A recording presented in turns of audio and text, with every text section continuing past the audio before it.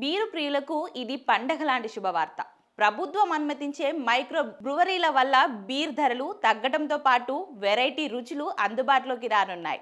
రాష్ట్ర ప్రభుత్వం మైక్రో బ్రువరీల విస్తరణకు గ్రీన్ సిగ్నల్ ఇచ్చింది. ఇప్పటి వరకు హైదరాబాద్కు పరిమితమైన ఈ బ్రువరీలు ఇకపై అన్ని మున్సిపల్ కార్పొరేషన్లకు విస్తరించనున్నాయి. వరంగల్, నిజామాబాద్, కరీంనగర్, ఖమ్మం వంటి నగరాలలోనూ మైక్రో బ్రువరీల ఏర్పాటుకు అనుమతులు లభిస్తున్నాయి. ఇక త్వరలోనే దీనికి సంబంధించిన నోటిఫికేషన్ విడుదల కానుంది.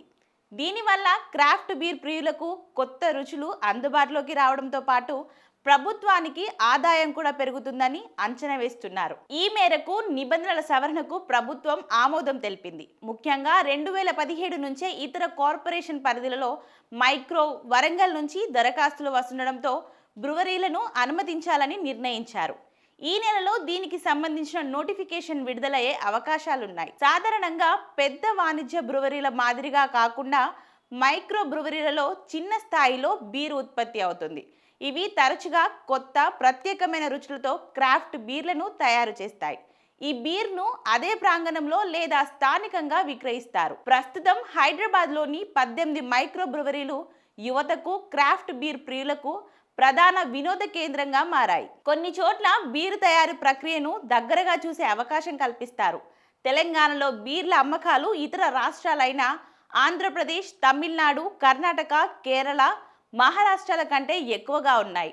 ఇక పెరుగుతున్న డిమాండ్ను దృష్టిలో ఉంచుకొని మైక్రో బ్రువరీల విస్తరణ ద్వారా ప్రభుత్వానికి ఆదాయం పెరుగుతుందని ఎక్సైజ్ శాఖ అంచనా వేస్తుంది. ఇప్పటికే ఢిల్లీ, ముంబై, బెంగళూరులో అధిక సంఖ్యలో మైక్రో బ్రువరీలు ఉన్నాయి. ఈ నేపథ్యంలో హైదరాబాద్ కూడా వాటి సంఖ్యను పెంచడంపై ఎక్సైజ్ శాఖ దృష్టి సారించింది. జీహెచ్ఎంసీ పరిధిని దాటి ఔటర్ రింగ్ రోడ్ లోపల వరకు అనుమతి ఇవ్వడం ద్వారా మరిన్ని బ్రువరీలకు అవకాశం ఇవ్వాలని ప్రభుత్వానికి ప్రతిపాదనలు పంపింది. ఇక గ్రేటర్ హైదరాబాద్ పాటు ఇకపై వరంగల్, నిజామాబాద్, కరీంనగర్, రామగుండం, ఖమ్మం వంటి మున్సిపల్ కార్పొరేషన్లలో కూడా మైక్రో బ్రువరీలు ఏర్పాటు చేసేందుకు అనుమతులు లభిస్తాయి. స్థానిక ఆసక్తిని బట్టి ఒక్కో కార్పొరేషన్లో ఒక్కటి కంటే ఎక్కువ బ్రువరీలను ఏర్పాటు చేసుకోవచ్చు.